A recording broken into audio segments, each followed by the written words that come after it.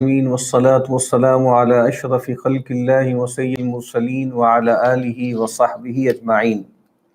رب اشرح لي صدري ويسر لي أمري واحلل عقدة من لساني يفقهوا قولي. اللهم انفعنا بما علمتنا وعلمنا ما ينفعنا وزدنا علما. اللهم لا سهل إلا ما جعلته سهلا وأنت تجعل الحزن إذا شئت سهلا. آمین یا رب العالمین. محترم خواتین و حضرات، اس سال رمضان المبارک کی مبارک ساعتوں میں ہم نے یہ ارادہ کیا کہ ہم امام غزالی رحمۃ اللہ علیہ ان کی جو شورۂ آفاق تصنیف ہے احیاء علوم الدین، اس کا کچھ حصہ ہم مطالعہ کریں. اس کے لیے جو ذہن میں بات آئی وہ یہ ہے کہ امام صاحب کی کتاب، ابھی میں کچھ باتیں اس کے بارے میں عرض کروں گا، اس کتاب کے اندر پھر 40 کتابیں ہیں. تو ان میں سے ایک کتاب، کتاب الصبر والشکر، اس کا ہم نے انتخاب کیا ہے اور کوشش کریں گے جتنا اللہ تعالیٰ کی طرف سے میسر ہوگا ہم کوشش کریں گے کہ اس کتاب کا ہم مطالعہ کریں. جو امام صاحب ہیں اور ان کی جو تصنیف ہے، اس کے تعارف میں کچھ باتیں پہلے عرض کی جا چکی ہیں. یہ جو البصیرہ انسٹیٹیوٹ ہے یا بصیرہ انسٹیٹیوٹ، اس کے تحت احیاء علوم الدین کی جو کتب ہیں ان کے تعارف کا ہم نے ایک آغاز کر رکھا ہے پہلے ہی سے. اور اس کے ابتدا میں امام غزالی علیہ رحمہ، ان کی شخصیت، ان کے بارے میں چند بنیادی باتیں، ان پر جو نقد ہوا ہے اس کے حوالے سے کچھ باتیں، اور پھر ان کی کتاب کے تعارف میں بھی کچھ باتیں ہم عرض کر چکے ہیں. اس وجہ سے میں اس کو دہراؤں گا نہیں، لیکن کچھ باتیں بہرحال مجھے کرنی ہوں گی امام صاحب کے حوالے سے، ان کی اس کتاب کے حوالے سے. یہ جو کتاب منتخب کی ہے، کتاب الصبر والشکر، یہ بھی اس کا بھی ایک ہم کہہ سکتے ہیں کہ سبب ہے، اور وہ یہ ہے کہ ہم جو زندگی گزار رہے ہیں اس میں یہ 2 بنیادی حال ہیں جس سے ہم گزرتے ہیں یا جس سے ہمیں گزرنا چاہیے. اور عام حالات میں بھی ان 2 چیزوں کی ہمیں بہت ضرورت ہے، بہت حاجت ہے. لیکن خاص طور پر پچھلے تقریباً 1.25 سال سے جن حالات سے ہم گزر رہے ہیں، اس حوالے سے یہ جو کتاب الصبر والشکر ہے، اس کی اہمیت کئی چند ہو گئی ہے، کئی گنا ہو گئی. دیکھیے، پہلے بھی میں نے بات عرض کی تھی کہ ہم احیاء علوم الدین کا جب بھی مطالعہ کریں گے تو یہ بات سمجھ کر کریں گے کہ یہ ایک غیر معصوم کی تالیف ہے. ہم اہل سنت ہیں، اہل تسنن بھی جن کو کہا جاتا ہے، ہم اہل تشیع نہیں ہیں، یعنی اثنا عشریہ یا امامیہ جن کو کہا جاتا ہے یا شیعہ جن کو کہا جاتا ہے، ان کے کئی تصورات اہل سنت سے مختلف ہیں. ان میں سے ایک بڑا جو تصور ہے وہ تصور عصمت ہے. اہل تشیع آپ کو معلوم ہے کہ ان کا جو بنیادی عقیدہ ہے جو ہم سے ممتاز ہے اہل سنت سے، وہ عقیدہ امامت ہے. اور امامت کا جو بھی تصور ہے اس کے اندر عصمت جو ہے وہ ایک لازمی حصے کے طور پر جو ہے وہ موجود رہتی ہے. اہل سنت کا تصور یہ ہے کہ عصمت خاصہ نبوت ہے. اس کا مطلب کیا ہے کہ جو نبی ہوتا ہے وہ معصوم ہوتا ہے، غیر نبی معصوم نہیں ہوتا. اور نبی اکرم صلی اللہ علیہ وسلم خاتم النبیین ہیں، تو گویا یہ بات بھی گویا آپ واضح ہو گئی کہ آپ صلی اللہ علیہ وسلم خاتم المعصومین بھی ہیں، یعنی آپ تمام معصومین کے خاتم ہیں. اور ہمیں یہ بات معلوم ہے کہ اس امت میں نبی اکرم صلی اللہ علیہ وسلم تو ظاہری بات ہے رسول ہیں، پیغمبر ہیں، امت میں جو سب سے افضل ہیں من حیث الطبقہ، وہ کون ہیں؟ وہ صحابہ کرام ہیں۔ اور صحابہ کرام میں بھی اہل سنت کے ہاں ایک فرق مراتب ہے، اور اس میں ایک ترتیب قائم کی جاتی ہے، اور جو مین سٹریم اہل سنت ہے وہ یہ کہتے ہیں کہ جو ترتیب خلافت ہے وہی ترتیب فضیلت ہے۔ اس کا مطلب یہ ہے کہ سیدنا ابوبکر صدیق رضی اللہ تعالی عنہ وہ اس امت میں سب سے افضل ہیں، سب سے اعلیٰ ہیں۔ اور عام جمعے کے خطبوں میں آپ نے یہ بات سنی ہوگی نا کہ افضل البشر بعد الانبیاء بالتحقیق ابو بکر الصدیق رضی اللہ تعالی عنہ۔ یعنی ایک تصور یہ ہے کہ نہ صرف رسول اللہ صلی اللہ علیہ وسلم کی امت میں بلکہ تمام انبیاء میں بھی آپ کو معلوم ہے یہی دو کیٹیگریز ہوتی ہیں نا، یعنی ایک نبی ہوتے ہیں، پھر نبی کے اصحاب اور حواری ہوتے ہیں، اور پھر وہ امتی بھی ہوتے ہیں بائی ڈیفالٹ۔ گویا تصور ایک یہ ہے کہ غیر انبیاء میں تمام سیدنا آدم سے لے کے رسول اللہ صلی اللہ علیہ وسلم تک اور پھر قیامت تک سب سے افضل سیدنا ابوبکر صدیق ہیں رضی اللہ تعالی عنہ۔ لیکن ان کے بارے میں بھی ہم یہی تصور رکھتے ہیں کہ وہ غیر معصوم تھے، اور پھر خود قرآن مجید میں یہ بات ہم پر واضح کی گئی، اور اولو الامر کا ایک تصور ہمیں ملتا ہے، یا ایھا الذین آمنوا اطیعوا اللہ واطیعوا الرسول واولی الامر منکم، کہ اہل ایمان اطاعت کرو اللہ کی، اطاعت کرو رسول کی، اور جو تم میں اولو الامر ہیں، جو معاملات کے انچارج ہیں، جن کے ہاتھ میں زمام کار ہے، ان کی تمہیں اطاعت کرنی۔ اور یہاں بھی ہم دیکھ سکتے ہیں کہ اللہ اس کے رسول کی جو اطاعت ہے اس کے بارے میں جو تلقین ہے، اس میں اطیعوا کا لفظ جو ہے وہ دہرایا گیا ہے، اطیعوا اللہ و اطیعوا الرسول۔ لیکن اس کے بعد کہا وہ اولی الامر منکم، جو تم میں سے انچارج ہو معاملات کے، تو ان کی اطاعت کرنی ہے۔ اور ایک ہائرارکی ہوتی ہے، دنیا کا نظم جو ہے وہ بغیر جو ہے آپ سمجھ لیجئے کہ کسی حکمران کے، سربراہ کے، سی ای او کے، چیف ایگزیکٹو کے نہیں چلتا۔ تو اولو الامر ہے، لیکن فَإِن تَنَازَعْتُمْ فِي شَيْءٍ، اگر تم کسی معاملے میں تنازع کا، کھینچتان کا شکار ہو جاؤ، تو کہا کہ اگر کوئی ایسا معاملہ ہو جائے تو پھر اس کو لوٹاؤ، فَرُدُّوهُ إِلَى اللَّهِ وَالرَّسُولِ، اس کو لوٹاؤ اللہ، اس کے رسول صلی اللہ علیہ وسلم کی طرف۔ اس کا مطلب کیا ہے؟ اس کا مطلب یہی ہے کہ کوئی بھی معصوم نہیں ہے، اور ہر شخص کی بات کو، اس کی کسی قول کو، فعل کو، حال کو ہم نے پرکھنا ہے، اور ایک کسوٹی، ایک محک ہمارے پاس ہے، اور وہ کیا ہے؟ وہ قرآن و سنت ہے۔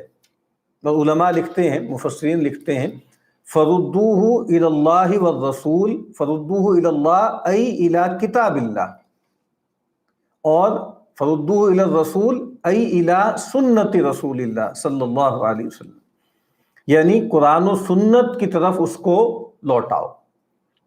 تو بس میں یہ عرض کر رہا تھا کہ ہم یہ مانتے ہیں کہ رسول اللہ صلی اللہ علیہ وسلم کے بعد کوئی معصوم نہیں ہے۔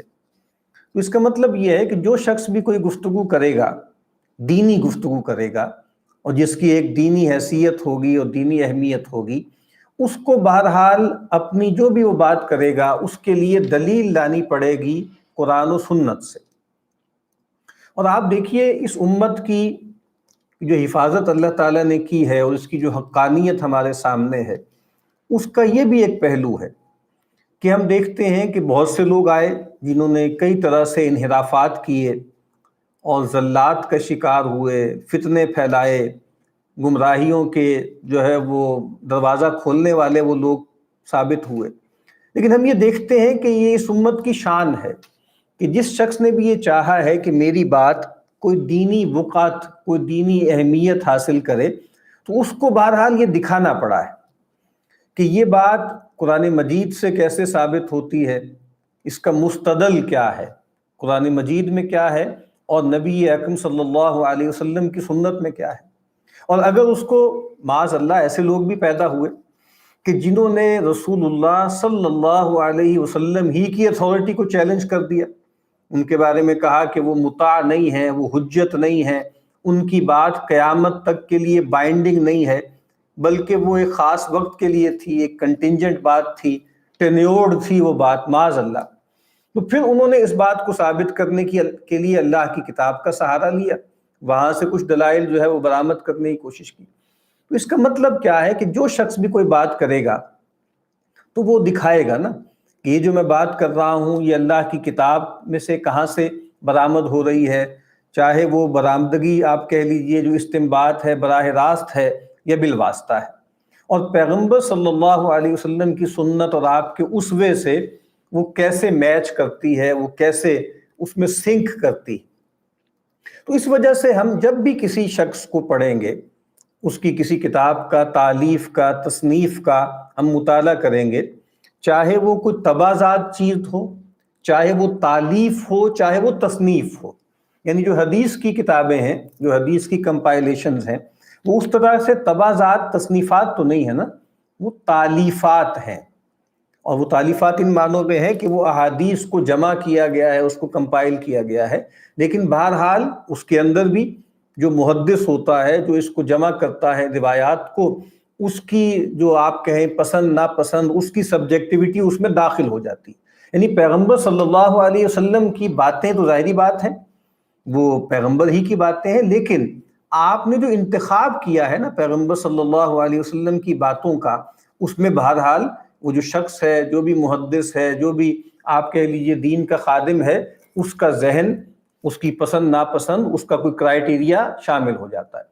یعنی حدیث کے طالب علم یہ لوگ جانتے ہیں کہ ایک اصطلاح استعمال ہوتی ہے کہ شرط البخاری فی صحیح، شرط مسلم فی صحیح، شرط ترمذی فی صحیح، کہ امام بخاری نے، امام مسلم نے، امام ترمذی نے اور ہمارے ائمہ نے جو احادیث کمپائل کی، احادیث جمع کی، تو اس میں ان کا کرائیٹیریا کیا تھا، شرط کیا تھی۔ جس کا مطلب یہ ہے کہ اس میں ان کا ایک ذہن تو داخل ہو گیا نا۔ تو اس کا مطلب یہی ہے کہ بھئی جو آدمی بھی کلام کرے گا، گفتگو کرے گا، اس پر رد و قدا ہو سکتی ہے۔ یہ ساری میں نے دراز نفسی اس بات کی وضاحت کے لیے کی ہے کہ ہمارے ہاں جیسے کچھ لوگ ایک خاص طرح کا سٹگما اٹیچ کر لیتے ہیں کچھ افراد کے ساتھ، کچھ علماء کے ساتھ، محدثین کے ساتھ، اصحاب اہل و فضل کے ساتھ، اور جیسے ہی ان کا نام آتا ہے یا ان کی کتاب کا تذکرہ ہوتا ہے، جیسے ان کے دماغ میں وہ ریڈ لائٹ جل جاتی ہے اور خطرے کی گھنٹی بج جاتی ہے، اور اس کے بعد وہ کہتے ہیں کہ اچھا ان صاحب کی بات کر رہے ہیں، ان صاحب کا تذکرہ کر رہے ہیں، ان کی تصنیف پڑھ رہے ہیں، ان کے ہاں تو یہ مسئلہ ہے، یہ مسئلہ ہے، یہ مسئلہ ہے، یہ مسئلہ ہے، اور گویا اس کے بعد پھر وہ اپنے کان بھی بند کر لیتے ہیں، اور اس کے بعد وہ کہتے ہیں کہ ہمیں تو ان صاحب سے کچھ لینا ہی نہیں ہے، کچھ سیکھنا ہی نہیں۔ تو میں نے تفصیل سے یہ بات عرض کی تھی تمہیدی گفتگوؤں میں کہ امام غزالی علیہ رحمہ بھی ان شخصیات میں سے ہیں کہ جن کو سٹگمٹائز کیا گیا، جن کو ڈیمنائز کیا گیا، مختلف اسباب سے کیا۔ اور وہ جو کسی نے کہا نا کہ اپنے بھی ناراض ہیں اور بیگانے بھی ناخوش، یعنی میں ایک ایسی شخصیت ہوں کہ اپنے بھی مجھ سے ناراض ہیں، ناخوش ہیں، بیگانے بھی جو ہیں وہ ناراض ہیں۔ تو امام غزالی انہی لوگوں میں سے ہیں، یعنی بالکل جو روایتی لوگ ہیں مذہبی طور پر، ٹریڈیشنلسٹ، کنزرویٹوز، ان کو بھی امام صاحب سے کچھ شکایتیں ہیں، اور جو ہمارے جو ہے امت میں جو آپ سمجھ لیں کہ جو ماڈرنسٹ کہلاتے ہیں، جو جدید طبقہ ہے سو کالڈ، ان کو بھی امام صاحب سے شکایت ہے، وہ بھی ان سے شاکی ہیں۔ تو میں نے یہ ساری تمہید اس لیے باندھی ہے کہ ہم ایک کتاب کے ایک باب کا، اس کو کہتے کتاب ہی ہیں، اس کا مطالعہ کرنے جا رہے ہیں، اور پھر وہی بات کہ وہ کسی غیر معصوم کا کلام نہیں ہے، یعنی امام صاحب قرآن مجید کی آیات بھی بیان کریں گے، مرفوع احادیث بھی بیان کریں گے، موقوف روایات بھی لائیں گے، یعنی صحابہ کے اقوال بھی لائیں گے، تابعین کے بھی لائیں گے، اور اسلاف میں سے لوگوں کے اقوال لے کر آئیں گے، پھر ان کے اپنے استنباطات ہیں۔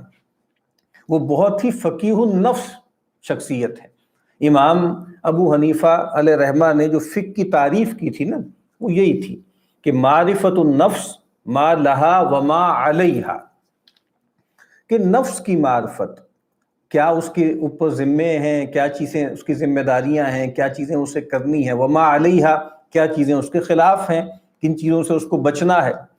تو امام صاحب غیر معمولی طور پر فقاہت رکھتے تھے، لیکن بہرحال پھر وہی بات ہے کہ وہ جو احادیث انہوں نے منتخب کی ہیں اس میں اگر صحت کے التزام ان سے نہیں ہو سکا کچھ جگہوں پہ، تو بہرحال یہ ایک انسان کا عمل ہے۔ اسی طریقے سے نفس کی باریکیوں کا جو بیان ہے، اس میں اگر کوئی چیز کسی کو لگے کہ یار یہ کوئی بہت زیادہ آف ٹریک ہو گئی ہے، یا یہ مناسب نہیں ہے، یا اس میں کوئی خرابی ہے، تو اس بات کو ہمیں مان لینا چاہیے کہ اس میں ایسی کوئی بات نہیں ہے کہ امام صاحب سے کوئی غلطی نہیں ہو سکتی یا کوئی غلط استنباط نہیں ہو سکتا۔ لیکن انشاءاللہ جب ہم اس کتاب کا مطالعہ کریں گے تو ہم پر یہ بات واضح بہرحال ہو جائے گی کہ یہ غیر معمولی کتاب ہے، اور اس کا ہر باب جس کو وہ کتاب کہتے ہیں، اس کے اندر اتنی گہرے جو ہے وہ آپ کہہ لیجئے حکم ہیں، اتنی گہرے اس کے اندر عبر ہیں اور نصائح ہیں اور حکمت کے موتی ہیں کہ آج بھی اگر انسان ان کو پڑھے تو کم چیزیں ایسی ہوتی ہیں کہ جن کو پڑھ کر سن کر آدمی کا جو ہے وہ دماغ وہ بھی تازہ ہو جائے، اس کے اندر بھی روشنی پیدا ہو جائے اور اس کا دل بھی جو ہے وہ نور سے بھر جائے۔ تو امام صاحب کی جو تصنیف ہے احیاء علوم الدین، اس کے اندر یہ تاثیر ہمیں محسوس ہوتی ہے کہ اللہ تعالیٰ نے جو ہے اس کو غیر معمولی جو ہے وہ برکت عطا کی ہے۔ بلکہ میں نے یہ نوٹ بھی کیا تھا، امام بخاری علیہ رحمہ جن کی تصنیف کے بارے میں یہ کہا جاتا ہے کہ اصح الکتاب بعد کتاب اللہ تعالی، کہ اللہ تعالیٰ کی کتاب یعنی قرآن مجید کے بعد جو سب سے صحیح تر کتاب ہے نا، حدیث کی جو سب سے صحیح، اچھی اور ساؤنڈ اور اتھینٹک جو ہم کہہ سکتے ہیں کہ کمپائلیشن ہے، وہ امام بخاری کی الجامع الصحیح ہے۔ امام صاحب کی ایک اور کتاب ہے، ان کے اجزاء کہلاتے ہیں، وہ حدیث کی کتابوں کا ایک خاص ژانرا ہے، اس کو اجزاء کہتے ہیں کہ کسی ایک خاص موضوع پر احادیث کو جمع کیا جائے۔ تو امام صاحب نے ایک جز رفع الیدین فی الصلاۃ ان کا مشہور ہے، اسی طرح ایک جز قراءہ خلف الامام، یہ ان کا ایک چھوٹا سا رسالہ ہے۔ اس میں ایک جگہ وہ ایک ترجمہ قائم کرتے ہیں، ایک ہیڈنگ لگاتے ہیں، وہ میں آپ کے سامنے پڑھ دیتا ہوں۔ امام بخاری فرماتے ہیں اذا ثبت الخبر عن النبی صلی اللہ علیہ وسلم واصحابہ، اگر کوئی خبر نبی اکرم صلی اللہ علیہ وسلم سے صحت کے ساتھ ثابت ہو اور صحابہ سے اس کی روایت صحیح طرح نقل ہو رہی ہو، فلیس فی الاسود ونحوہ حجہ، تو اس کے بعد پھر اگر انسانوں کی ایک بڑی تعداد بھی اور بڑی تعداد میں لوگ بھی کوئی اور بات کر دیں نا، یا کوئی شخص کہہ دے، تو پھر کسی کے پاس کوئی حجت باقی نہیں رہتی۔ یہ تو وہ بات ہے جو قرآن مجید میں بھی بیان ہوئی ہے، اور نبی اکرم صلی اللہ علیہ وسلم نے بھی یہ بات فرمائی کہ وما کان لمؤمن ولا مؤمنۃ اذا قضى اللہ ورسولہ امرا ان یکون لهم الخیرۃ من امرهم انما كان قول المؤمنین اذا دعوا الى اللہ ورسولہ لیحکم بینہم ان یقولوا سمعنا واطعنا۔ اب آگے فرماتے ہیں، یعنی امام بخاری کہتے ہیں قال ابن عباس رضی اللہ تعالی عنہما و مجاہد، عبداللہ ابن عباس اور مجاہد جو جلیل القدر تابعی ہیں، کہتے ہیں ان سے یہ بات نقل ہوئی ہے، ان کا قول ہے، عبداللہ ابن عباس کا بھی اور مجاہد کا بھی، لیس احد بعد النبی صلی اللہ علیہ وسلم الا یؤخذ من قولہ ویترک الا النبی صلی اللہ علیہ وسلم۔ نبی اکرم صلی اللہ علیہ وسلم کے بعد کوئی شخص نہیں ہے مگر یہ کہ اس کی باتوں میں سے کچھ باتیں لی جائیں گی اور کچھ باتیں چھوڑی جائیں گی، الا النبی، یعنی یہ تو بات پہلے بتا چکے ہیں، سوائے رسول صلی اللہ علیہ وسلم کے۔ جو بہت مشہور قول ہے، جو بہت معروف ہے، وہ امام مالک علیہ رحمہ کا ہے کہ جو مواجہ شریف کے سامنے بیٹھ کر حدیث کا درس دیا کرتے تھے تو بار بار وہ جیسے یہ بات دہرایا کرتے تھے کہ کل یؤخذ و یرد، ہر شخص جو ہے، یا کل یؤخذ من قولہ و یرد، ہر شخص کی باتوں میں سے کچھ باتیں لے لی جائیں گی، کچھ باتیں رد کی جائیں گی، الا صاحب ھذا القبر، نبی اکرم صلی اللہ علیہ وسلم کی قبر مبارک کی طرف اشارہ کر کے وہ یہ جملہ بار بار دہرایا کرتے تھے کہ یہ جو قبر والے ہیں صلی اللہ علیہ وسلم، ان کے علاوہ ہر شخص کی کچھ باتیں قبول کی جائیں گی اور کچھ باتیں رد کی جائیں گی۔ تو اس سے بھی ہم پر یہ بات واضح ہو جاتی ہے کہ اس حوالے سے ہمیں بہت زیادہ حساس نہیں ہونا چاہیے.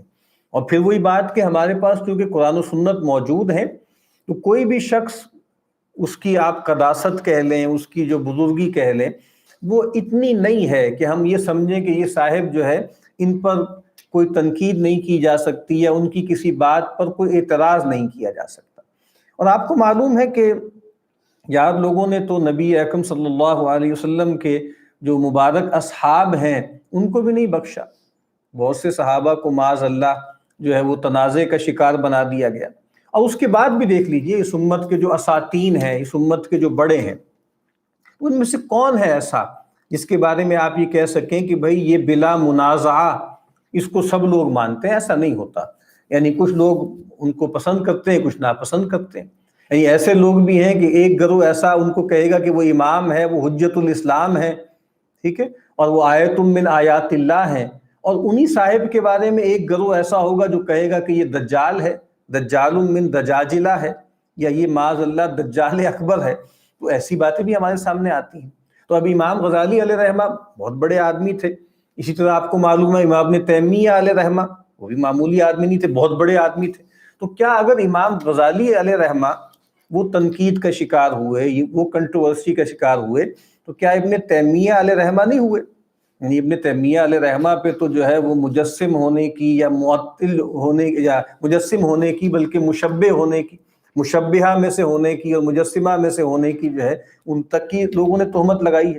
تو بہرحال ان پر بھی لوگوں نے تنقید کی، ان کا بھی لوگوں نے دفاع کیا. تو اس کا مطلب کیا ہے؟ اس کا مطلب یہی ہے کہ ایسا نہیں ہونا چاہیے کہ کسی کتاب کا تذکرہ ہمارے سامنے ہو، کسی شخصیت کا تذکرہ سامنے ہو، اور ہم گویا اس سے اتنے الرجک ہو جائیں، اتنے بیزار ہو جائیں کہ اس سے کوئی خیر ہی نہ پا سکیں.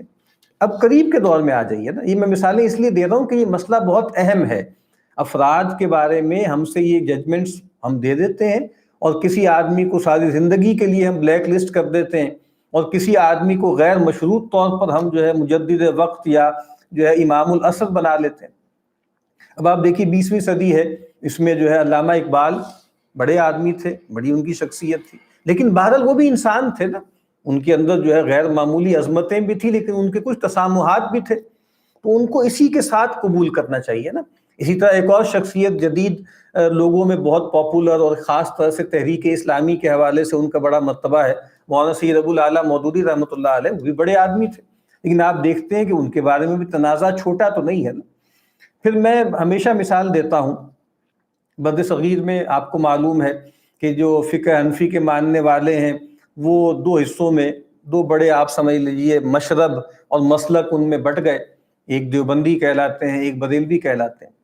تو دیوبندی حضرات میں آپ کو معلوم ہے کہ ایک خاص سیاسی معاملے میں اختلاف ہوا، اور مولانا حسین احمد صاحب مدنی رحمۃ اللہ علیہ اور مولانا اشرف علی صاحب تھانوی رحمۃ اللہ علیہ، ان میں ایک اختلاف پیدا ہو گیا. سیاسی نوعیت کا اختلاف تھا، حکمت تدبیر سے اس کا تعلق تھا. لیکن ہم دیکھتے ہیں کہ ان کے چاہنے والے اور جو ان سے محبت کرنے والے تھے، انہوں نے بھی، ان میں سے کچھ لوگ ایسے تھے جو اعتدال پہ نہیں رہ سکے، اور جو ان کے بڑے تھے، ان کے خلاف جو بزرگ تھے، ان کی رائے کی انہوں نے مذمت کی، اور رائے کی مذمت کرتے کرتے وہ ان لوگوں کی شخصیتوں پر بھی انہوں نے حملہ کرنا شروع کر دیا.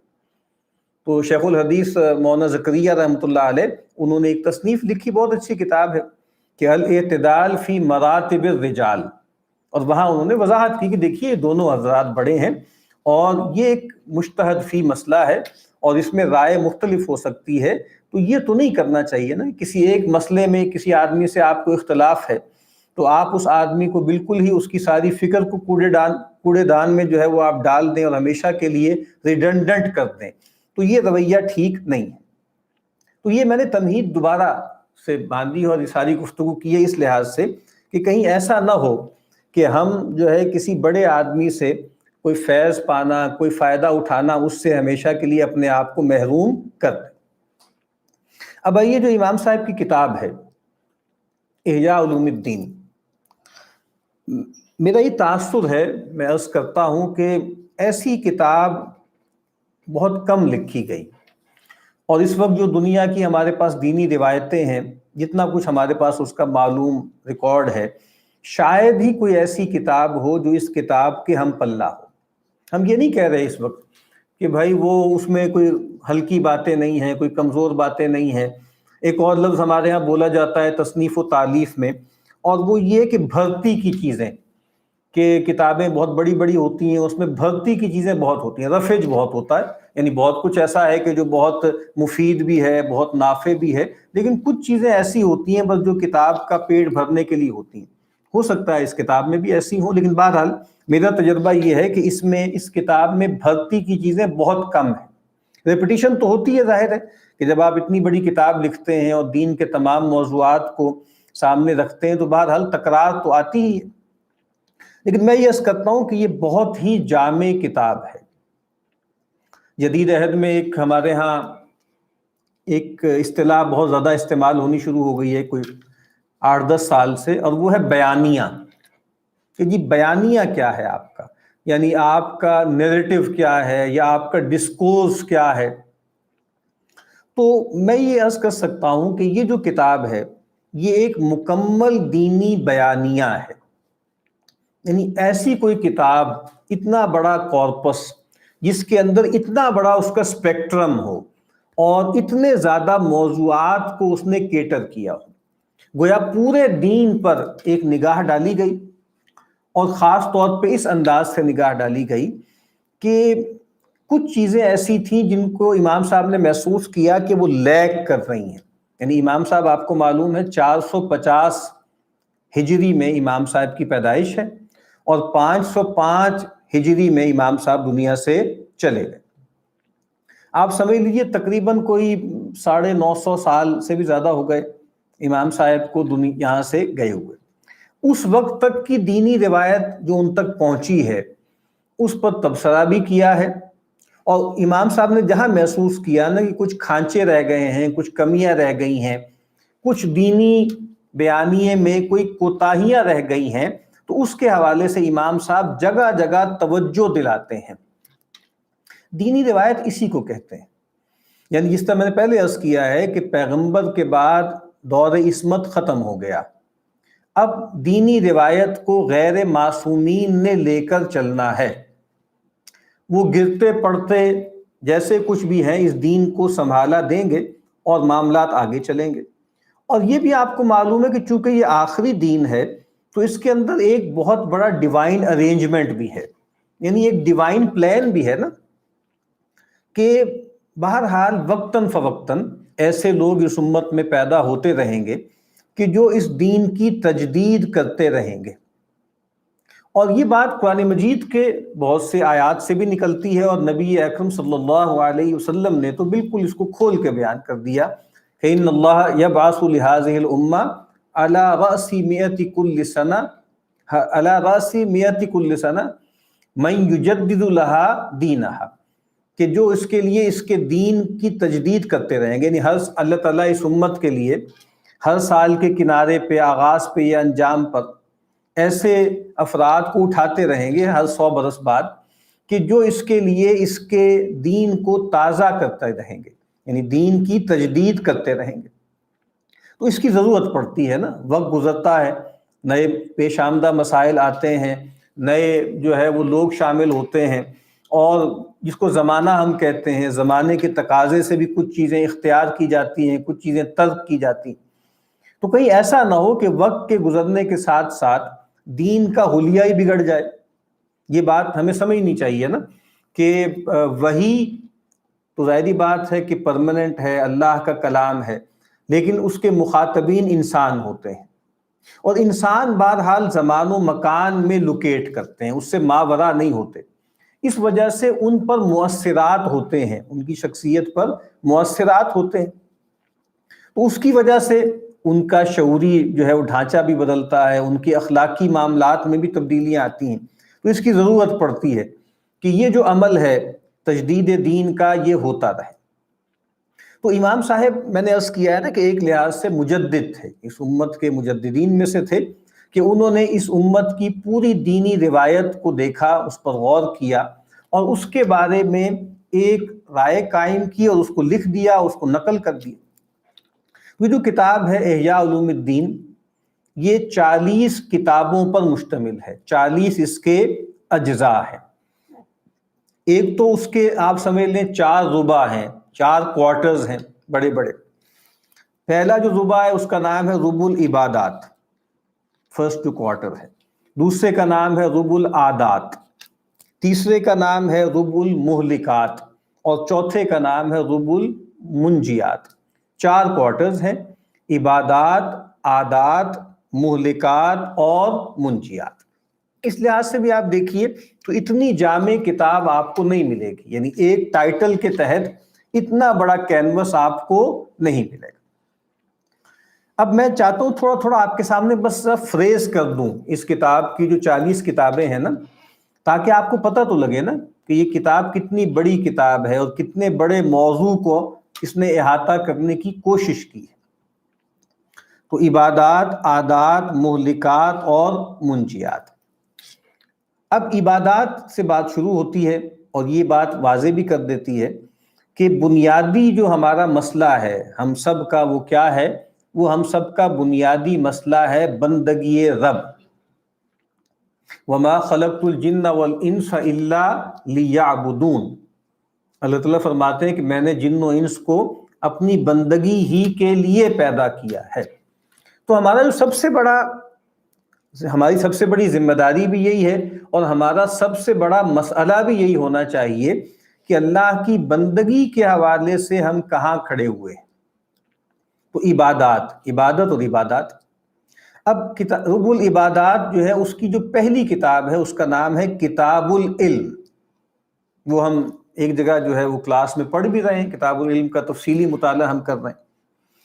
تو کتاب العلم سے دیکھیں بات شروع کی ہے، اس سے بات واضح ہو جاتی ہے کہ سب سے پہلے جو چیز درکار ہے وہ علم صحیح ہے، کیونکہ ایمان بھی ایک طرح سے علم ہی ہے نا۔ امام بخاری رحمۃ اللہ علیہ، انہوں نے جو ہے وہ کتاب العلم ہے ان کی بخاری میں، اس میں ایک باب ہے، اس کا ترجمۃ الباب کیا ہے؟ العلم قبل القول والعمل۔ العلم قبل القول والعمل۔ اب مجھے یاد نہیں آ رہا یہ کتاب الایمان میں ہے، کتاب العلم میں ہے، لیکن ترجمۃ الباب یہی ہے کہ العلم قبل القول والعمل۔ اور پھر اس کے بعد نیچے وہ فوری طور پر سورہ محمد علیہ صاحب الصلاۃ والسلام جو ہے اس کی ایک آیت کا ٹکڑا لے کر آئے ہیں، فَعْلَمْ أَنَّهُ لَا إِلَٰهَ إِلَّا اللَّهُ۔ جان لو، علم رکھو کہ اللہ کے سوا کوئی الہ نہیں ہے۔ اس کا مطلب کیا ہے؟ اس سے پہلے کہ ہم زبان سے کوئی بات نکالیں، اس سے پہلے کہ ہمارے جوارے سے کوئی عمل صادر ہو، ہمیں صحیح علم حاصل کرنا ہے، صحیح معرفت حاصل کرنی ہے، اللہ کو پہچاننا۔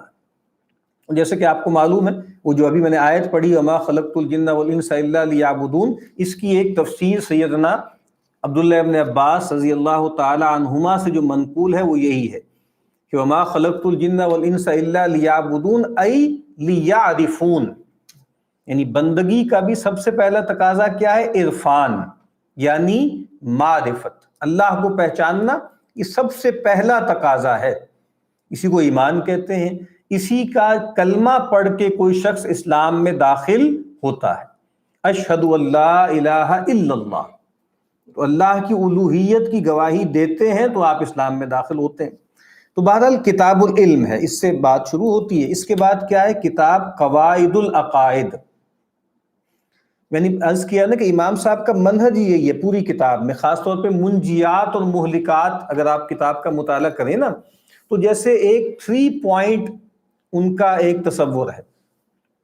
کہتے ہیں بات کا آغاز شروع ہوگا علم سے، یعنی مثال کے طور پر اگر وہ یہ کہتے ہیں نا کہ جیسے حسد ہے، ایک مسئلہ ہے، سب سے پہلے تو آپ کو یہ جاننا ضروری ہے نا کہ حسد کسے کہتے ہیں، حسد کی ڈیفینیشن کیا ہے، حسد ہوتا کیا ہے۔ جب آپ نے وہ پڑھا تو آپ کو معلوم ہو اچھا میرے اندر تو یہ مسئلہ ہے، چاہے وہ حسد ہو، چاہے وہ کبر ہو، ٹھیک ہے، چاہے کوئی اور رذیلہ ہو، یا آپ کو پتہ لگا کہ بھئی تواضع ایک بہت بنیادی قدر ہے، صبر، شکر، تقوی، توبہ ایک بنیادی قدر ہے۔ تو امام صاحب کہیں گے بھی سب سے پہلے تو آپ کو پتہ ہونا چاہیے نا کہ توبہ ہے کیا اور توبہ کی کیا اہمیت ہے، یہ حسد کیا ہے اور حسد کی کیا جو ہے وہ مذمت ہے۔ تو سب سے پہلے بات یہاں سے شروع ہوگی. تو آپ کو پتہ لگا کہ بھائی یہ حسد یہ ہوتا ہے، پھر اس سے آپ کے اندر ایک حال پیدا ہوا. اسے توبہ کے بارے میں کہتے ہیں نا. سب سے پہلے تو آپ کو پتہ لگا نا کہ گناہ کسے کہتے ہیں اور مجھ سے کوتاہی ہو گئی. اس کے بعد ایک حال آپ کے اندر پیدا ہوا، اور وہ کیا ہے؟ وہ خجالت کا ہے، ندامت کا ہے.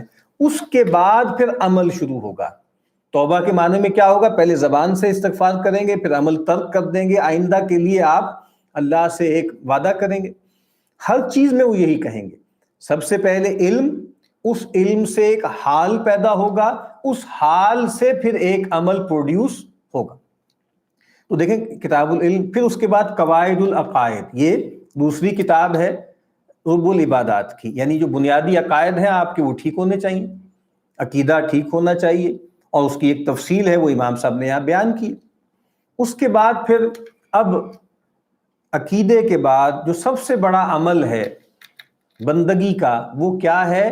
وہ نماز ہے.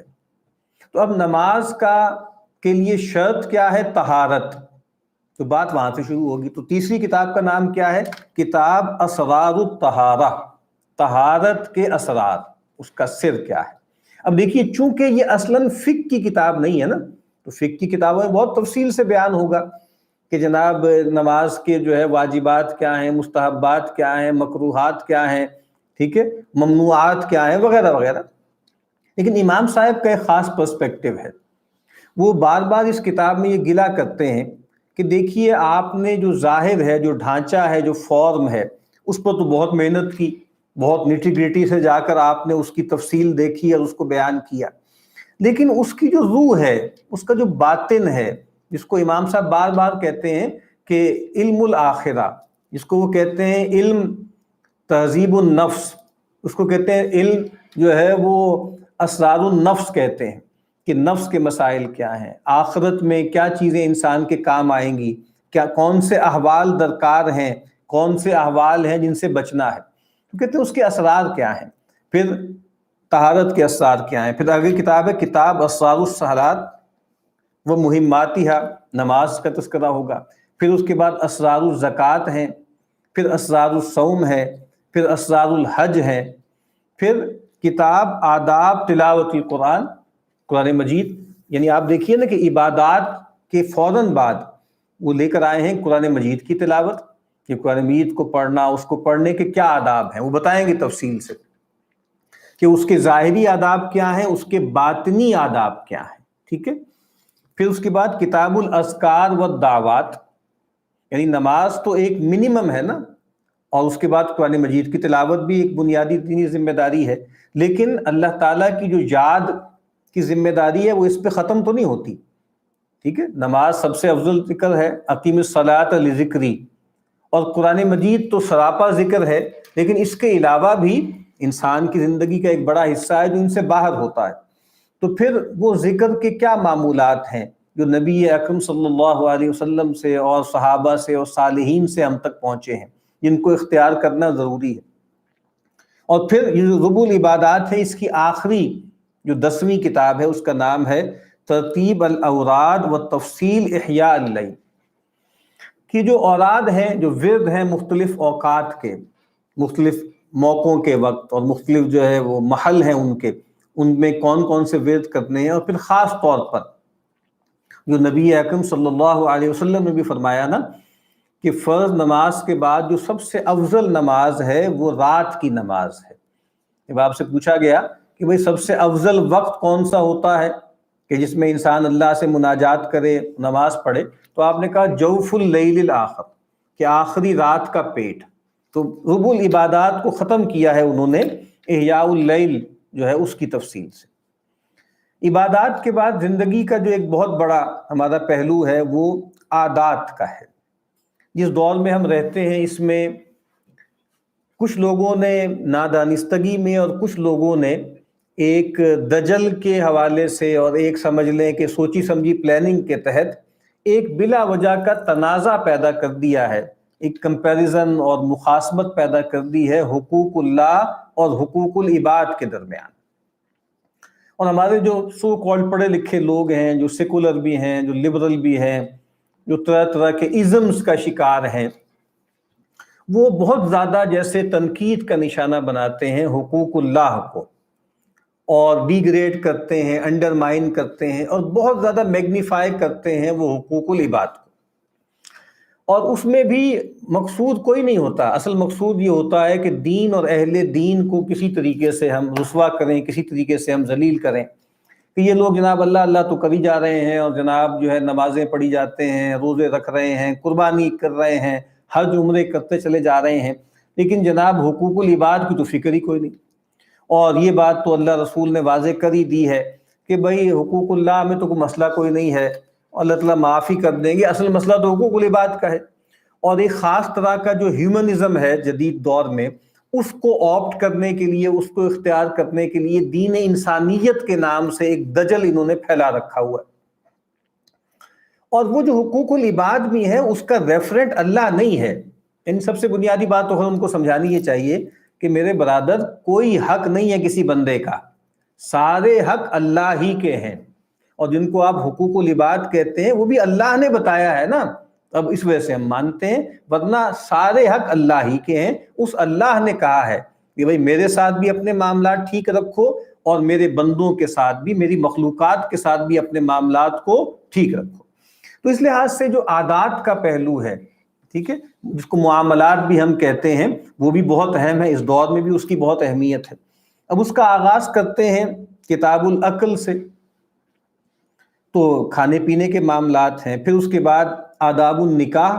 انسان ظاہری بات ہے کہ تجرد کی زندگی بسر نہیں کرتا، اور چند لوگ تو خیر یہ آپ سمجھ لیں کہ کسی مجبوری کی وجہ سے یا کسی سبب سے اگر نکاح نہ کریں تو ٹھیک ہے، لیکن اگر یہ ادارہ ہی ختم ہو جائے تو اس کے بعد پھر انسانی نسلیں کیسے آگے بڑھیں گی؟ اور یہ بات آپ کو معلوم ہونا چاہیے کہ جدید مغرب جو ہے وہ اس وقت جو بہت بڑے کرائسس کئی ہیں، اس میں ایک کرائسس یہ بھی ہے نا کہ وہ ڈیموگرافک کرائسس ہے۔ ایمٹی کریڈل اس نام سے کتابیں چھپ رہی ہیں، اور ایک خوف اور ایک ہوا بھی ان پہ سوار ہے کہ ہماری جو خاص طور پہ سینٹرل یورپ میں اور جگہوں پر بھی جو انڈیجنس آبادی ہے، لوکل لوگ ہیں، وہ ان کے ہاں شادی کا ادارہ ختم ہوتا جا رہا ہے، اولاد کی طرف سے التفات ختم ہوتا جا رہا ہے، اور وہ جو ڈایاسپورا مسلمز ہیں اور جو اور جگہوں سے آ گئے ہیں، ان کے ہاں اولاد بہت ہے۔ تو یہ تو کہتے ہیں کہ بھئی ڈیموگرافی بدلنے والی ہے، اور کچھ سالوں میں 20-25 سال میں ہو سکتا ہے کئی ممالک ایسے ہوں جہاں مسلم اکثریت ہو جائے۔ تو یہ بات بھی بہت اہم ہے۔ تو نکاح کے آداب کیا ہیں؟ پھر انسان کی زندگی کا جو ایک بہت اہم پہلو ہے وہ کمانے کھانے کا ہے نا۔ انسان یہ ٹھیک ہے کہ اس کو آخرت کے لیے پیدا کیا گیا ہے، انسان کو آخرت کو اپنا منزل مقصود بنانا چاہیے، لیکن بہرحال اس کو دنیا میں رہنا ہے، اس کے ساتھ اللہ نے ایک نفس متعلق کر رکھا ہے، اس کے ساتھ بطن اور فرج کے مسائل بھی ہیں۔ تو اب اس کے لحاظ سے اس کو پیسے بھی کمانے ہیں، اس کو روزی روٹی کا بندوبست بھی کرنا ہے۔ تو آداب الکسب والمعاش۔ اور اگلی کتاب کیا ہے اس کے ساتھ فوری طور پر کہ جب معاملات آپ کو کرنے ہیں تو اس میں کتاب الحلال والحرام، کہ حلال اور حرام کے معاملات کیسے ہیں، ان کی اہمیت کیا ہے۔ یہ بات بھی آپ دیکھ لیجئے، ان میں سے کوئی بات بھی irrelevant نہیں ہے، کوئی بات بھی ریڈنڈنٹ نہیں ہے۔ آج بھی آپ دیکھیے ہمارے جو جدید لوگ ہیں ان کا یہ بھی ایک رٹا ہے جو سناتے رہتے ہیں کہ ہم دنیا میں پیچھے رہ گئے، ہم پچھڑ گئے، ہم جو ہے وہ دنیا کی اقوام کی طرح ترقی نہیں کر سکے۔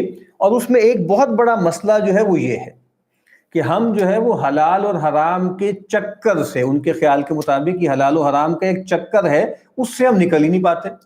ہر مسئلے کے بارے میں، ہر ٹرانزیکشن کے بارے میں، ہر نئی ایجاد کے بارے میں، ہر نئے معاملے کے بارے میں یہ مسلمان جو ہیں اور اہل مذہب یا مولوی لوگ یہ سوال اٹھاتے ہیں کہ بھئی یہ حلال ہے یا حرام ہے۔ تو یہ سوال اٹھائیں گے نا، جو اللہ کے بندے ہیں وہ تو یہ سوال اٹھائیں گے، ان کے نزدیک تو یہ مسئلہ بہت اہم ہے کہ وہ پوچھیں گے، دین سے پوچھیں گے، دینی روایت سے پوچھیں گے کہ بھائی یہ کام کرنے میں کوئی دینی جو ہے وہ جو ہے کوئی ضرر تو نہیں ہے اور مضرات تو نہیں ہے، اور کیا یہ جائز ہے یا ناجائز ہے۔ تو یہ سوال بہت اہم ہے، کتاب الحلال والحرام۔ اس کے بعد ایک اور بہت اہم کتاب ہے، اس کا ٹائٹل بھی آپ سنیے کتنا خوبصورت ہے، کتاب الالفتی والاخوتی والصحبتی والمعاشرتی مع اصناف الخلق۔ انسان دنیا میں اکیلا نہیں ہے، انسان کی جہاں یہ ضرورت ہے کہ اس کو ہوا، پانی اور روٹی ملے، وہاں اس کو محبت بھی درکار ہے نا۔ وہ جو ابراہیم میزلو کہتا ہے نا کہ ایک انسان کی ایک بنیادی نیڈ جو ہے وہ لو اینڈ بلونگنگنیس بھی تو ہے نا۔ ہم الفت رکھتے بھی ہیں لوگوں سے، الفت چاہتے بھی ہیں۔ تو اب یہ جو انسانوں کے ساتھ ہمیں رہنا ہے اور ایک معاشرت ہمیں قائم کرنی ہے، تو اس کے آداب کیا ہے؟ پھر آداب العزلہ، اب یہ بھی اتنا اہم ٹاپک ہے کہ پڑھنا چاہیے اس کو بھی، اور اس دور میں اس کی بہت زیادہ اہمیت ہے کہ یہ جو دور ہے اس میں ہم ایک لحاظ سے دیکھیں تو بہت زیادہ کنیکٹڈ ہیں، اور ایک لحاظ سے دیکھیں تو بالکل اکیلے ہیں۔ Bowling alone, alone together, together alone, اس نام کی کتابیں جو ہیں چھپ رہی ہیں، یہ ٹائٹلز آ رہے ہیں، بظاہر لگ رہا ہے کہ بہت کنیکٹڈ ہیں جی، جناب فیس بک اتنے فرینڈز ہیں، اتنے فرینڈز ہیں، لیکن گوشت پوسٹ کا انسان ایک بھی کوئی نہیں، یعنی جس کے ساتھ ایک زندہ تعلق، شخصی وجودی تعلق ہو۔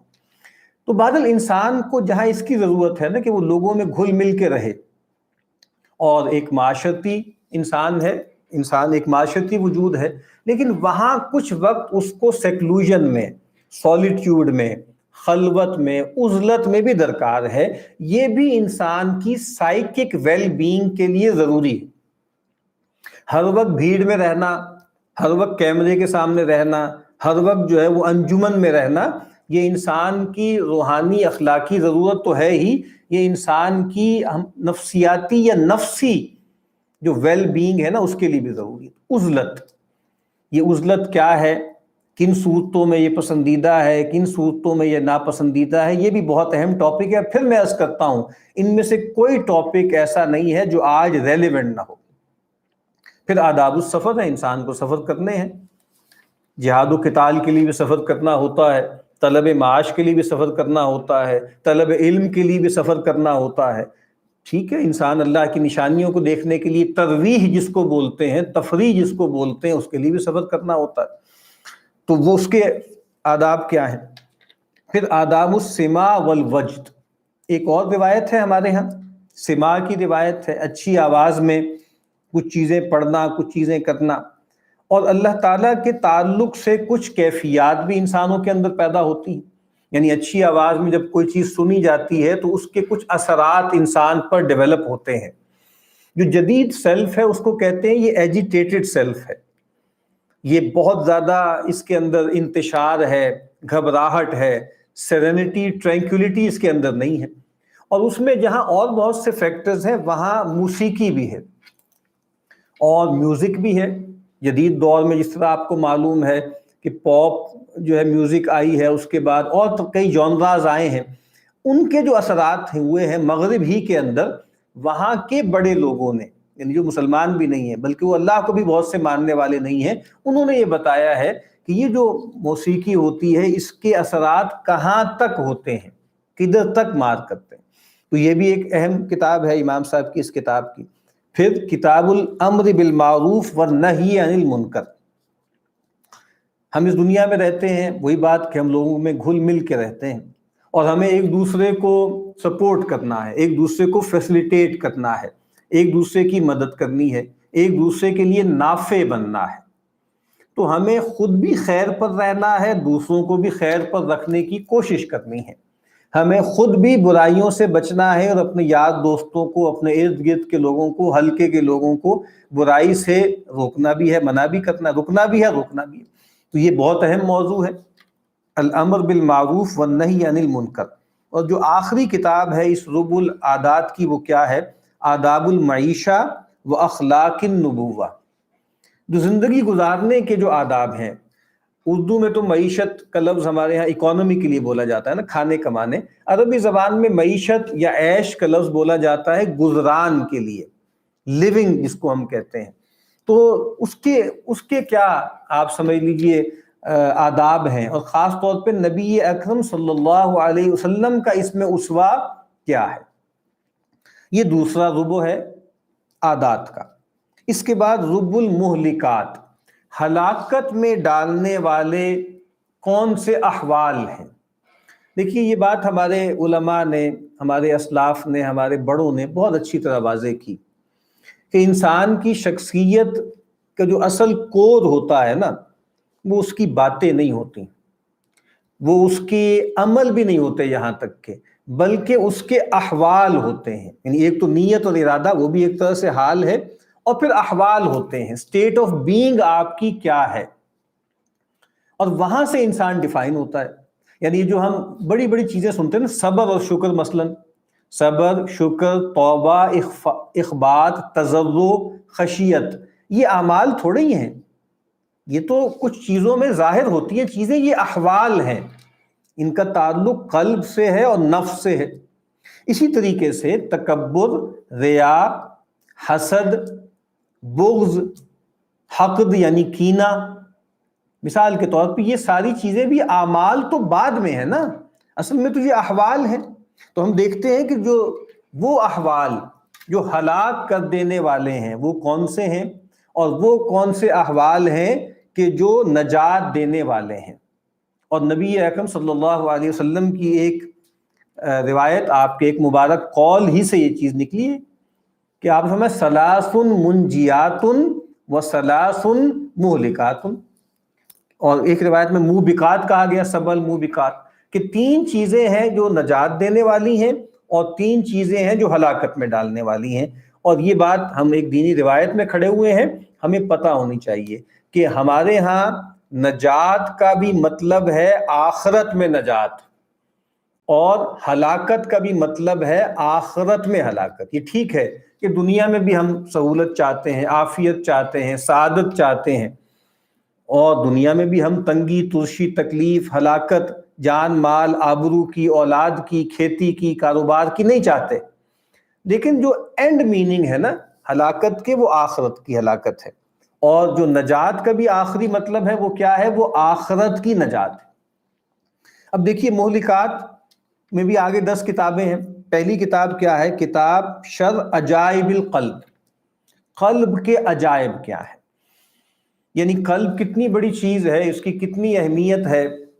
نبی کریم صلی اللہ علیہ وسلم کی مشہور بات ہم سب نے سن رکھی ہوئی ہے کہ آپ نے فرمایا کہ الا ان فی الجسد لمضغہ، لوگوں آگاہ ہو جاؤ، انسانوں کے جسم میں ایک لوتھڑا ہے گوشت کا، اذا صلحت یا صلحت صلح الجسد کلہ واذا فسدت فسد الجسد کلہ، اگر وہ لوتھڑا سدھر جائے، صحیح ہو جائے، تو انسان کا پورا وجود سدھر جاتا ہے، اور اگر وہ گوشت کا لوتھڑا بگڑ جائے، فساد کا شکار ہو جائے، تو پورا وجود جو ہے وہ کرپٹ ہو جاتا ہے.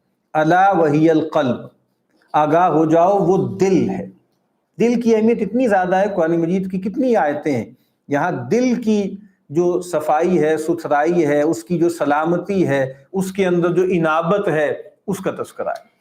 پھر دوسری کتاب ہے کتاب ریاضت النفس و تہذیب الاخلاق و معالجت امراض القلب. نفس کیا ہے، اس کی ریاضتیں کیا ہیں، اخلاق کی تہذیب کیسے کرنی ہے، قلب کے امراض کا علاج کیسے کرنا. سب سے بڑے مسئلے تو ہمارے جسم کے تو نہیں ہے نا، وہ نفس کے اور قلب کے ہیں. ابھی آپ دیکھتے ہیں کہ جس ہم آزمائش سے گزر رہے ہیں کووڈ-19 کے نام سے، تو اس میں آپ دیکھتے ہیں نا کہ جو ہمارا جسم ہے، جو جسد ظاہری ہے، وہ خطرے میں پڑ گیا، وہ ایٹ سٹیک ہو گیا، اور یہ لگا کہ جیسے یہ ضائع ہو سکتا ہے. تو آپ دیکھیے کیسے کیسے اہتمامات پوری دنیا نے کیے، اور جبر کی طرح جو تھرڈ ورلڈ کنٹریز ہیں، جو کولونیل ورلڈ ہے، اس پر ان کو ٹھوسا گیا جبر کے ذریعے کہ نہیں نہیں یہ بہت خطرے کی بات ہے، یہاں نہیں جانا، وہاں نہیں جانا، اس سے نہیں ملنا، اس سے نہیں ملنا، اتنا فاصلہ رکھنا ہے. یہ سب کس لیے ہو رہا ہے؟ کہ جسم کو نقصان نہ پہنچے. لیکن بھائی جسم سے زیادہ اہمیت تو قلب کی ہے نا، اور ایک ظاہری امراض ہیں، ایک باطنی امراض ہیں. ریا ایک باطنی مرض ہے نا، حسد ایک باطنی مرض ہے، تکبر ایک باطنی مرض ہے. تو بھائی کووڈ سے آپ بچ بھی گئے تو کسی نہ کسی عارضے میں آپ دنیا سے چلے جائیں گے، لیکن چلے بس دنیا سے چلے گئے.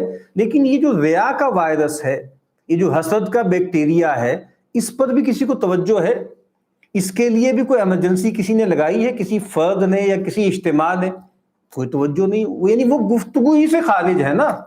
یہ جو امراض القلوب ہیں، اور دل کا بھی کوئی علاج کرنا ہے، اور نفس کے مسائل کو بھی طے کرنا ہے، یہ کوئی ہے ہی نہیں، یہ کوئی ڈسکورس ہی نہیں ہے، کوئی گفتگو ہی نہیں. تو اس پہ غور کرنا چاہیے نا. امام صاحب کہتے ہیں قلب کے جو امراض ہیں ان کا معالجہ. پھر اگلی کتاب ہے اس کا نام ہے کسر الشہوتین. یعنی انسان کے اندر بہت سی شہوتیں ہیں، لیکن ایک بڑی شہوت جو ہے وہ بھوک کی ہے، ایک شہوت جو ہے وہ جنس کی ہے، اور بہت سے مسائل اس سے پیدا ہوتے ہیں. کیا کیا اس سے مسائل پیدا ہوتے ہیں وہ جدید دنیا کو دیکھ لے تو بالکل واضح ہے، اس کے لیے کوئی تقریر کرنے کی ضرورت نہیں ہے. لیکن یہ کوئی آج سے تھوڑے ہی ہیں، یہ ہمیشہ سے رہے ہیں. ہاں یہ ٹھیک ہے کہ جدید ٹیکنالوجی نے، جدید تمدن نے ان دو شہوتوں کو بہت میگنیفائی کر دیا، بہت آگمنٹ کر دیا، اس کو ایکسپلائٹ بہت طریقے سے کر دیا، لیکن بعض یہ شہوتیں انسان میں رہی ہیں. پھر آفات اللسان. کبھی ہم اپنی زندگی کا جائزہ لیں اور اپنے گناہوں کا آڈٹ کریں تو ہم سب پر یہ بات واضح ہو جائے گی کہ ہمارے گناہوں کا جو سب سے بڑا حصہ ہے وہ ہماری زبان سے متعلق ہے. تو آفات اللسان کیا ہیں، اس کی تفصیلات کیا ہیں، اس کا ذکر ہے. پھر اس کے بعد ذم الغضب والحقد والحسد. غضب کی مذمت، حقد جس کو کینہ کہتے ہیں، حسد واضح ہے. جدید دور جس میں ہم رہتے ہیں یہ سرمایہ داری کا دور ہے. تو ایک صاحب علم یہ بات کہتے ہیں کہ پوری سرمایہ داری گویا دو چیزوں کا نام ہے، ایک حرص اور ایک حسد. یعنی کیا کہا تھا ایڈم اسمتھ نے؟ یہی کہا تھا نا کہ انسان کے اندر سب سے بڑا جو موٹیو ہے وہ کیا ہے؟ وہ پروفٹ موٹیو ہے. انلمیٹڈ ویلتھ اس کی خواہش ہے، یہ حرص ہے. اور دوسری چیز کیا ہے؟ Open market competition. وہ کیا ہے؟ اس کو ہم مذہبی نام کیا دیں گے؟ وہ حسد ہے. تو حرص اور حسد اس کو انہوں نے گویا سسٹم کا حصہ بنا لیا. اس کے بغیر اب آپ جی نہیں سکتے، اس کے بغیر آپ سروائیو نہیں کر سکتے. تو یہ کتنا اہم باب ہے. پھر ذم الدنیا، دنیا کی مذمت. دنیا وہ کون سی ہے جو مذموم ہے؟ دنیا کون سی ہے جو محمود ہے؟ جب کہا جاتا ہے کہ دنیا ایک ناپسندیدہ چیز ہے، پیغمبر نے فرمایا کہ ملعون ہے. کن معنوں میں ملعون ہے؟ اور کن معنوں میں جو ہے وہ ایک سمجھ لیں کہ آخرت کی کھیتی بن سکتی ہے، اس کی تفصیل واضح کی گئی. پھر اس کے بعد ذم البخل و ذم حب المال. یہ ہم سب کا بڑا مسئلہ ہے، مال کی محبت ہمارے اندر بہت شدید ہے، اور اس کی نفی قرآن مجید نہیں کرتا، نہ پیغمبر کرتے ہیں. لیکن بات یہ ہے کہ وہ لمٹس میں رہے، وہ حد میں رہے، اور وہ اللہ اس کے رسول کی نافرمانی پہ نہ اکسائے. اتنی محبت نہ ہو جائے مال سے کہ انسان اللہ کو ہی چھوڑ دے، آخرت کو بھلا دے. پھر اس کے بعد ذم الجاہ والریا. جاہ اور ریا کے کیا مسائل ہیں؟ یہ جو جدید دور ہے، میڈیا کا جو دور ہے، وہ جو ایک سوسائٹی آف دا اسپیکٹیکل ہے جس میں ہم رہتے ہیں، اس میں تو یہ بہت ہی ضروری ہے جاننا کہ جاہ کے کیا مسائل پیدا ہو گئے ہیں. یعنی جس کو ہم جو ہے فیم کہتے ہیں، جس کو ہم بڑا بننا کہتے ہیں، جس کو شہرت کہتے ہیں، اس کے مسائل کیا ہو گئے. پھر ذم الکبر والعجب، تکبر اور عجب. جدید جو پاپ سائیکالوجی ہے، جدید جو سکسیس لٹریچر ہے، جدید جو موٹیویشنل سپیکنگ ہے، وہ پیدا ہی یہ کرتا ہے ایروگینس اور سیلف پریز. یعنی انسان کا اپنا امیج اپنے بارے میں بہت میگنیفائڈ ہوتا ہے، بہت آگمنٹڈ ہوتا ہے. اس کی بہت ضرورت ہے کہ بتایا جائے کہ تکبر کیا ہے، عجب کیا ہے، خود پسندی کسے کہتے ہیں. اور ذم الغرور آخری کتاب ہے مہلکات کی، وہ کیا ہے؟ دھوکے کی مذمت. دھوکا، غرور. ہمارے ہاں اردو میں تو غرور کا لفظ جو ہے وہ بولا جاتا ہے ایروگنس کے معنوں میں، لیکن عربی زبان کا جو لفظ ہے وہ غیر معمولی لفظ ہے. دھوکا یعنی اگر آپ نے کوئی بھی کتاب، دینی کتاب پڑھی ہو، خاص طور پر جو فائنینشیل ٹرانزیکشن سے متعلق ہوتی ہے، فقہ البیوع وغیرہ جو پڑھی ہو، اس میں علماء یہ بات لکھتے ہیں، ہمارے اسلاف لکھتے ہیں کہ بھائی ہر جو ہے معاملہ کیا جا سکتا ہے مالی، جس میں بس یہ دیکھنا ہے کہ یار دو چیزیں اس کے اندر نہ ہو.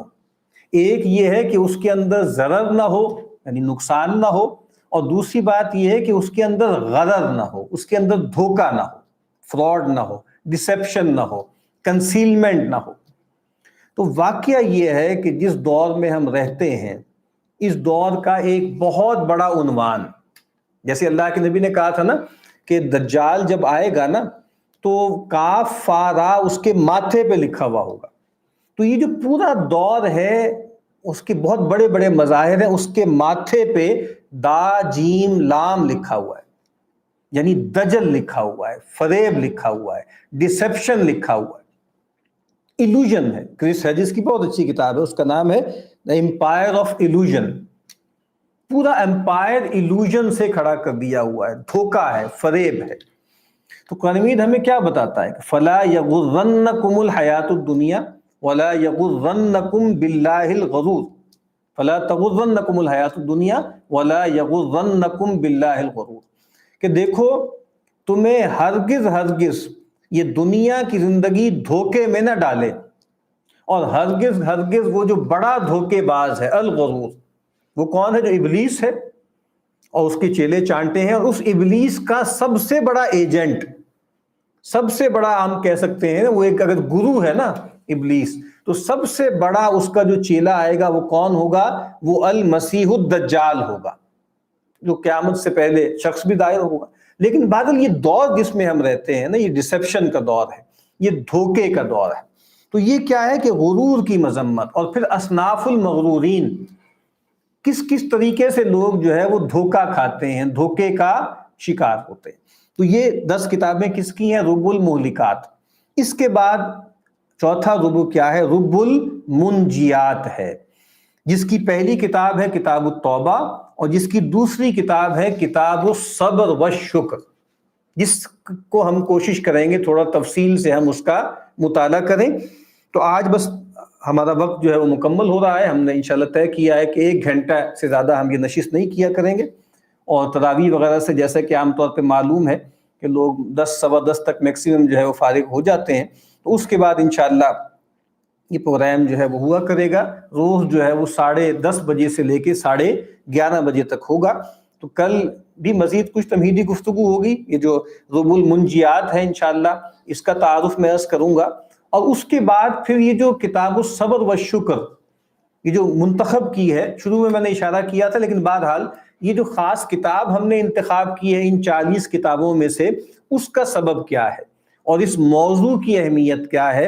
امید ہے کل انشاءاللہ یہ جو منجیات کا تعارف کرنے کے بعد پھر ہم جو ہے اس موضوع کا کچھ تعارف کرائیں گے. اقول قولی ھذا واستغفر اللہ لی ولکم ولسائر المسلمین والمسلمات.